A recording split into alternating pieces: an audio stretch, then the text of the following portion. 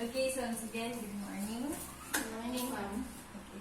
So our topic for today is all about the next topic for all. Composing informative essay. So it's composing informative essay. So what is an informative essay? You think? In the 4 types of essay, where can you include the informative essay?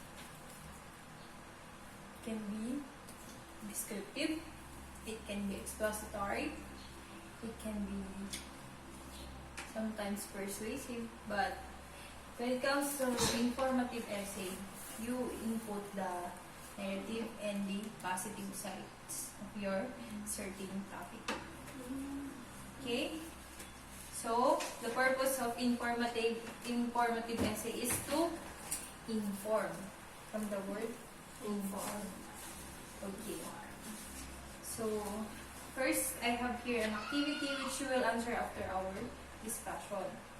First, it's a multiple choice. Please read the directions. Read each item carefully. Choose the letter of the correct answer based on your prior knowledge about informative essay. Write the answer in a one-fourth sheet of paper using capital letters. Okay. So, I think it should be answered right now pala. So, the first one is, The purpose of the introduction paragraph is to A. Grab the attention of the reader. B. Provide background information on the topic. C. Establish the importance of the topic. D. State your stresses. Thesis. E. All of the above. okay, so what do you think? What is it? The purpose of the introduction of a paragraph is to what? Better? Introduction paragraph? No, you answer on your own idea.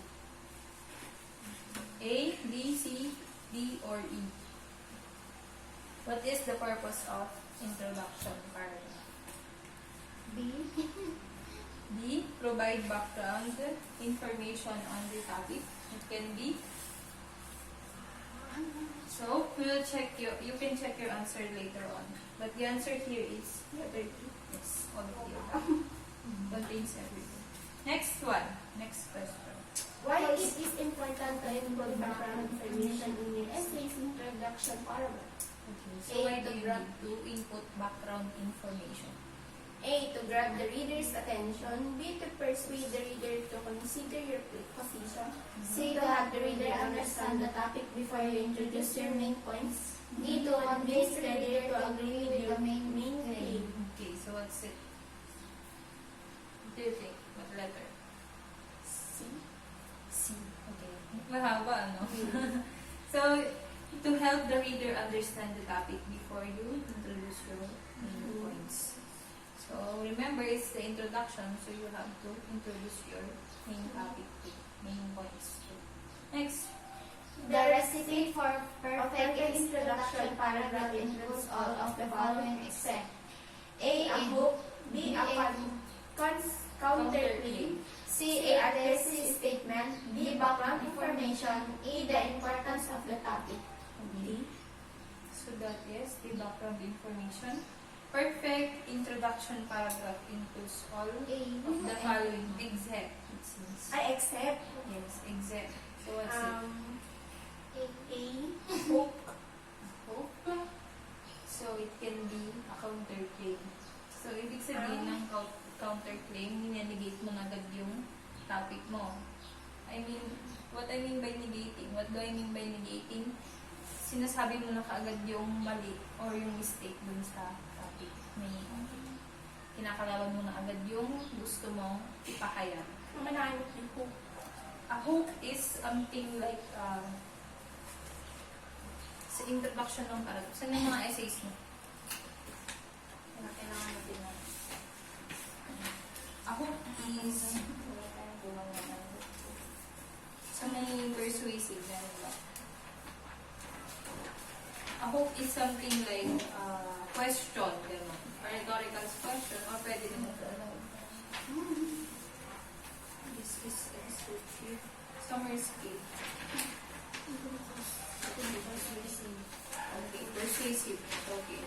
This is a hook. There's a question in the introduction. It hooks your readers to read the entire essay. So, what would you think if you had to put your personal belongings in a crate, and every time you turn around, something of yours were stolen, something like that. So, it hooks the reader to read the entire essay, something like that. Okay. So, let's move on to the next thing. The thesis statement is blank. A. Provides an overview of what your essay will be about. B. Is used to establish importance of the topic. C. Explain whether the reader should agree with you. D. Is not necessary in the introduction paragraph. Okay, so what do you think is a thesis statement? It's the letter. What is this statement? Any answer? A. B. A and B provides an overview of what the essay will be about, and it's used to establish importance of the topic. So it can be yes, but it's I think it's letter B. It's used to establish importance of the topic. So the thesis statement is the main idea of your essay. Okay, so that is your claim. Yun yung i-inform mo sa readers mo when it comes to writing informative essay. Next. An informative essay should have blank paragraphs. So, how many paragraphs does Essay. informative essay contain? What do you think? What do you think? A. A? 4? Okay, so it can be 4. 4, parang C. may 4.5. May 4.5 pa. So, it can be 4. Okay? Pero, it can be 3-2. Kasi, introduction, body, and conclusion. So, that can be letter D. Okay, so, I have here an essay about what is a novel coronavirus. Can you read it? Okay, read it. Dalawa kayo, basahin mo yun. A novel coronavirus CoV is a new strain of coronavirus. The disease caused by the novel coronavirus was first identified in Wuhan, China, and has been named coronavirus disease 1919. COVID-19, CO stands for corona, C for virus, and D for disease. Formerly, this disease was referred to as 2019 novel coronavirus or 2019 nCoV. The COVID-19 virus is a new virus linked to the same family of viruses as severe acute respiratory syndrome.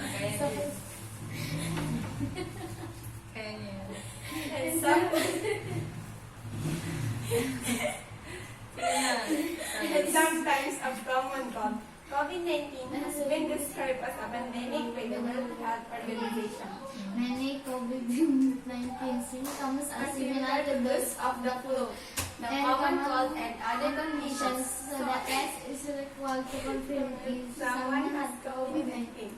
Symptoms may appear 2 to 14 days after exposure to the virus and can range from very mild to severe illness.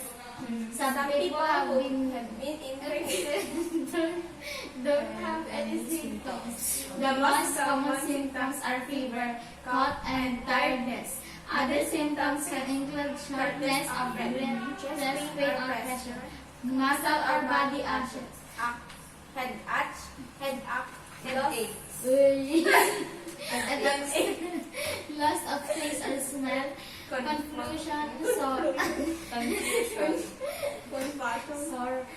throat, congestion, diarrhea, nausea, and vomiting, abdominal pain, and skin rashes. In addition to these symptoms, individuals may have difficulty feeding. Okay, so when it comes to symptoms, difficulty feeding. So So I have the questions here about the essay that we have read.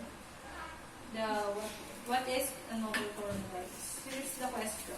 First type. Okay, What first type of the text is the above article? A descriptive, B. Persuasive, C. Informed, D. Narrative. Magbibag kami dyan, sir? A. B. Descriptive. descriptive. So it can also be ang topic natin informative. Okay. So it informs about the symptoms. Okay. And where did it come from? Okay. Next.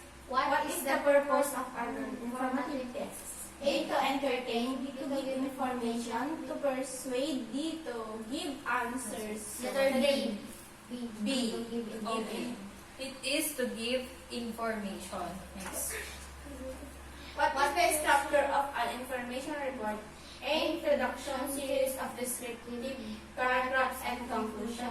B. Series of descriptive paragraph, conclusion and introduction. C. Introduction, conclusion, and series of descriptive paragraphs. Okay. So what's the A. in accordance to the essay that you have read? What is the structure of an information report? What is a structure of informative essay? Letter B. Letter B, descriptive paragraphs. Letter C for introduction, tapos conclusion agad. So it is letter A, introduction, and then introduction, a novel coronavirus. It is the introduction. Okay, it introduced the coronavirus. And then, formerly is disease, so that is further details. It means the descriptive paragraphs are taken here in the body. And then, the conclusion, symptoms, about the symptoms. That is the conclusion about the COVID-19 coronavirus. Okay, next. What is the purpose of the introduction of an information report? A. To give factual information about the subject. B. To summarize the text. C. To make a general statement and classify the subject. Okay. D. All of the D. D agad-agad. So it is letter A. okay. So that is letter D. That's all of the above. So it summarizes the text. And it is a general statement too. And also it's a factual information, of course. Dahil nga informative tayo, informative essay, it needs factual information. Next item. What is the text about? Okay, so what is the text? COVID-19. Okay, so it's about the coronavirus, COVID, also called as COVID-19. Next. What are the most common symptoms of this virus? Fever. Fever, cough. Yes, and another. Out of The the smell. Fatigue, and nausea, vomiting. Abdominal. Yes, abdominal. Runny nose. Ano pa? Headaches. Ang dami, di ba? Ang daming symptoms. Sinabi ko. Loss of taste or smell. Confusion, sore throat, congestions, or diarrhea, nausea, vomiting, abdominal pain, and skin rashes. For infants, it's usually difficulty feeding and kumain. Sinabi lang sana yan. Iisip mo may coronavirus na. Okay. Next, let's talk about the informative essay. So, the novel Coronavirus that we read is an informative essay. So, its purpose is to Educate people of a certain topic. Yes, it is to educate. It is to inform. Next is, It answers the 5 W's and 1 H questions. okay. So, in the topic that we read, the novel Coronavirus, what is the what? What is the topic? It's about COVID-19. Where? All around the world na yan, di ba? When? 2019. Yes. Ano pa? Ang questions? Where did it Why did it happen? Where did it Where did it come from? Nandun lahat. So, it answers every questions, the 5 W's and the 1 H. Okay, so that is an informative essay. It's also sometimes called expository essay. Informative expository, that is almost same. Okay. Next is Must never express your opinion or try to convince others to take a certain action or stance. okay. So it's not for convincing, it's not persuading. Hindi siya persuasive text para gamitan mo ng mga ideas mo na sarili mo lang.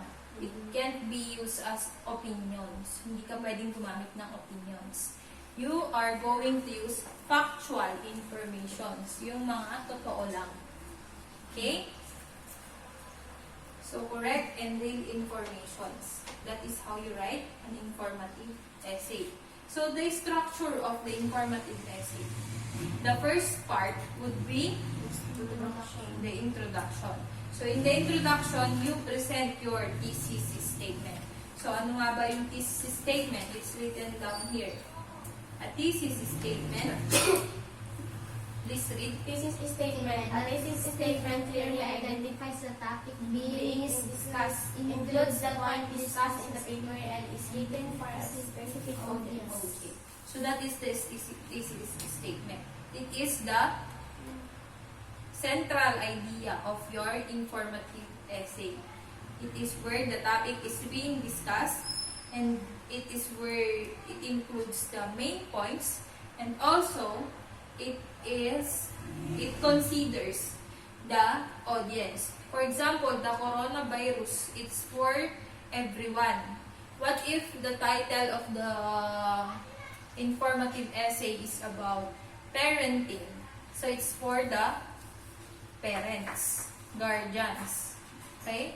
Mothers, fathers, something like that. But what about if the title is about what you can do to your teenage life?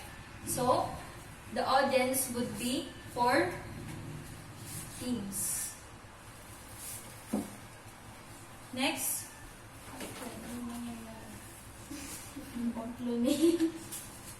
So, in the introduction, you have to catch the attention of the readers. Kagaya nga nung pinakita ko sa iyo kanina, hook.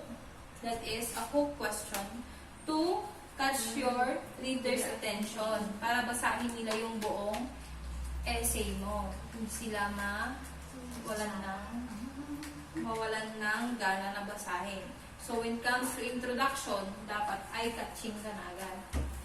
Kumbaga, yung informations, yung mga sinasabi mo, na-attract na yung mga readers mo. Okay?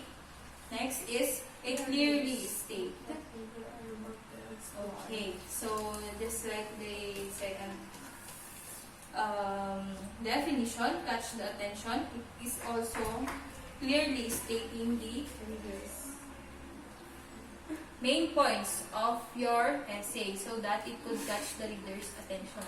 Para naman kung ang lagay mo sa introduction mo ay about coronavirus, tapos yung entire essay mo ay about naman sa vaccine. So that is not connected.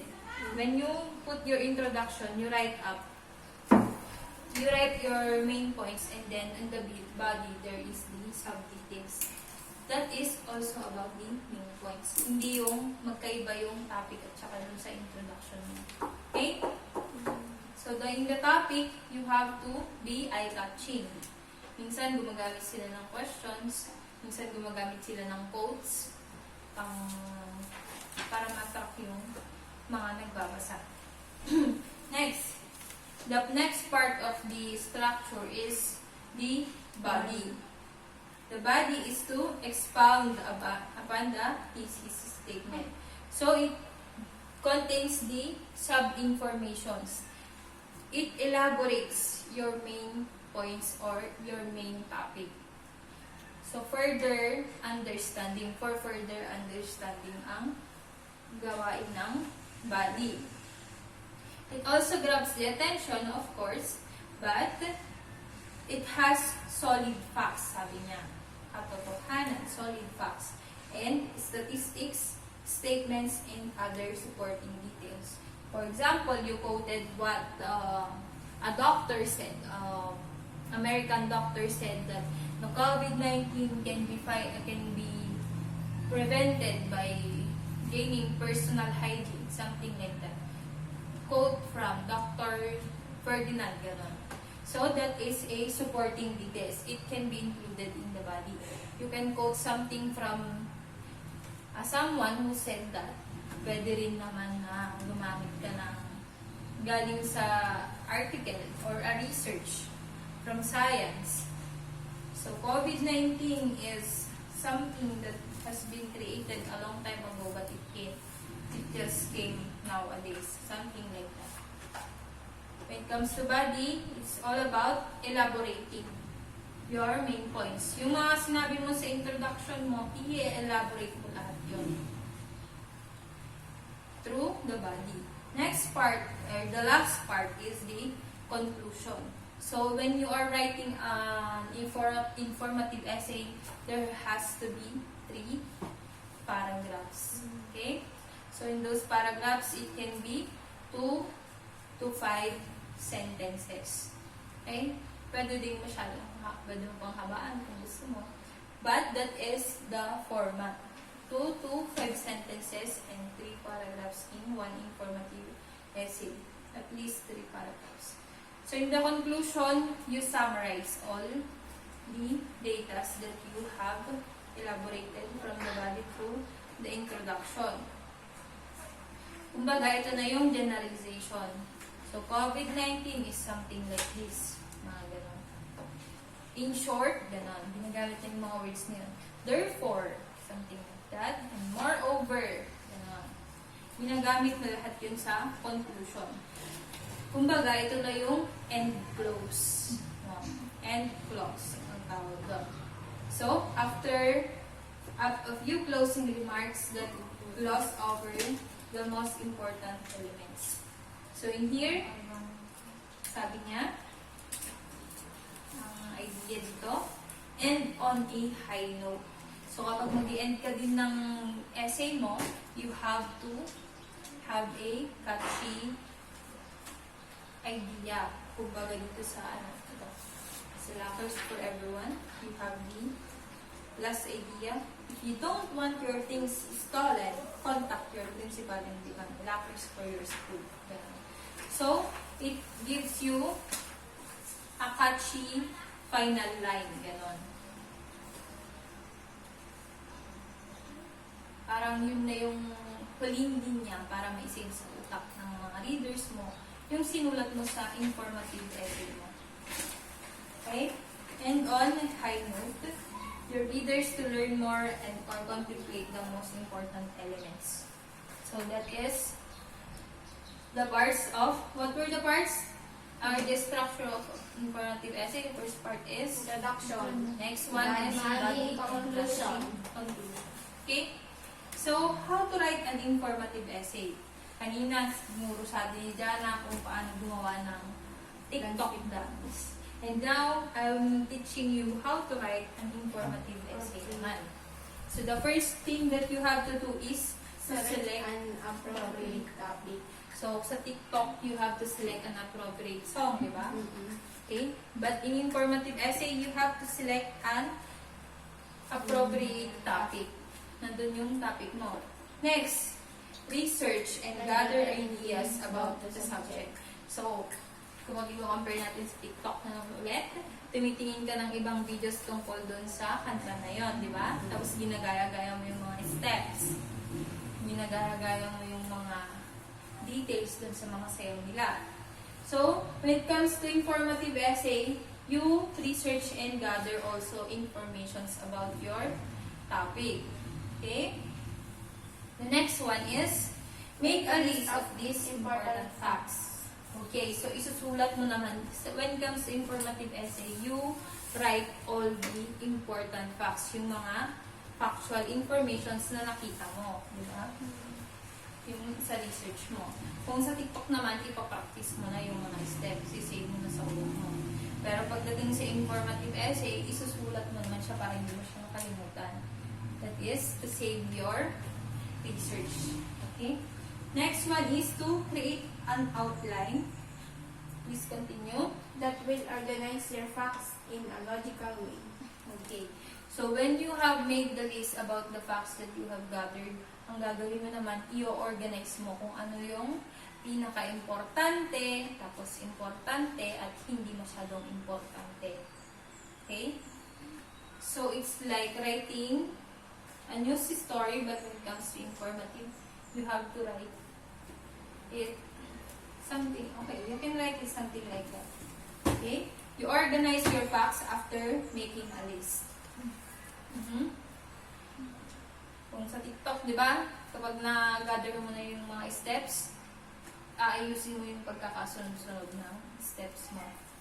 Okay? Next. Write your essay based on the outline you created. Okay, so you start writing. Gumagawa ka na yan. So, nung nakagawa ka na ng outline, you start writing your own essay. Okay, so gagawa ka na.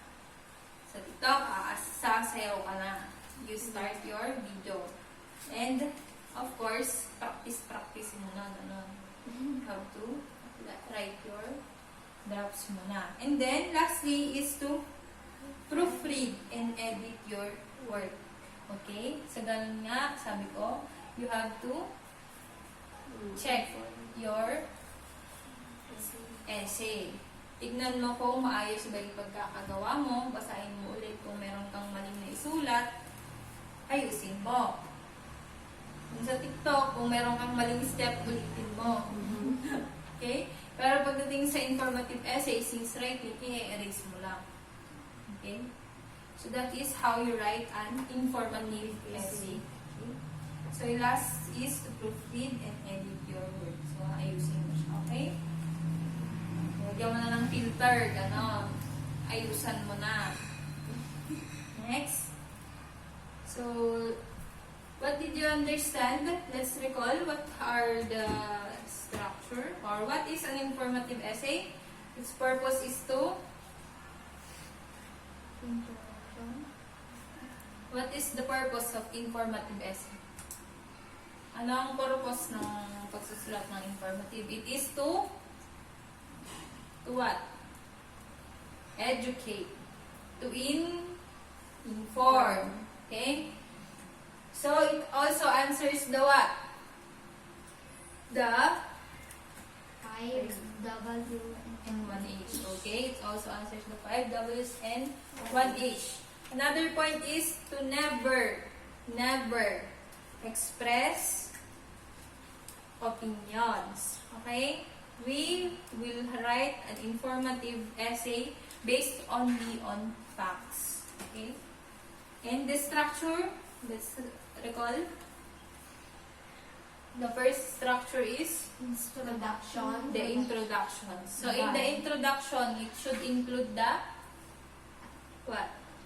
thesis statement. Yes, the thesis statement because it is the main point of the essay. Okay? The next part would be body. So, in the body, you Elaborate the elaborate the statements, the thesis statements, and other informations. And last, conclusion.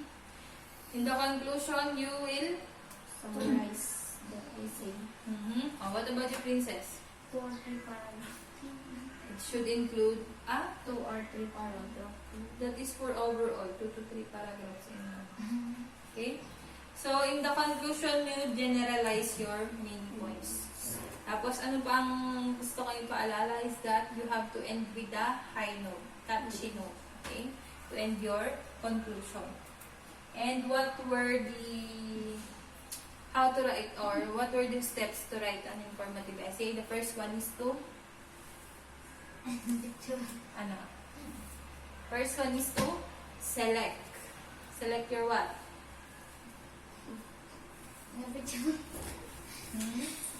Select your, anong Subject. pipiliin mo?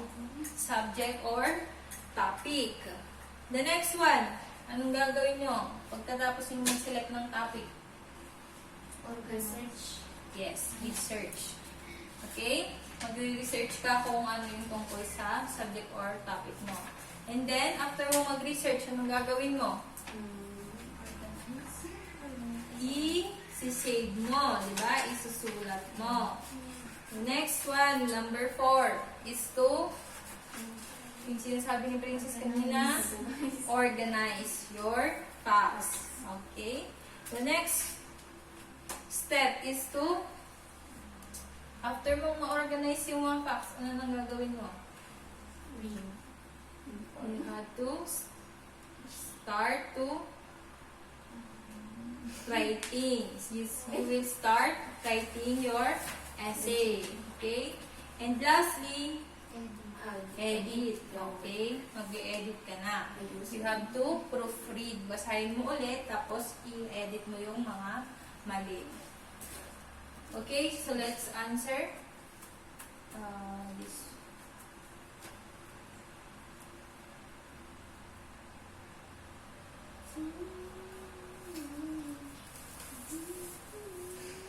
You will have to answer this correctly since we did not answer it correctly a while ago. On a 1/4 sheet of paper, answer these items.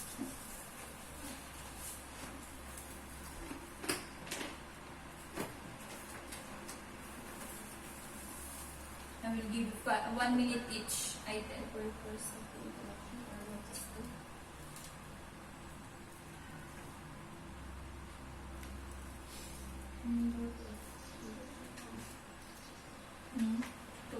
Number 2. There you have it.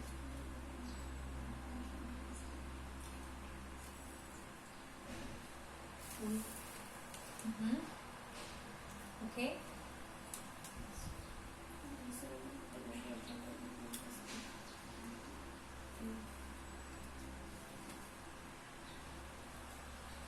Okay, next item.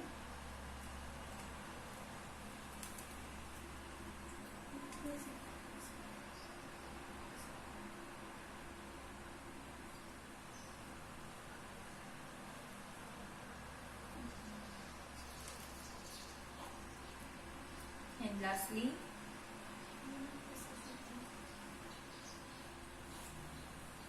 how many paragraphs is the minimum in writing yan informative essay?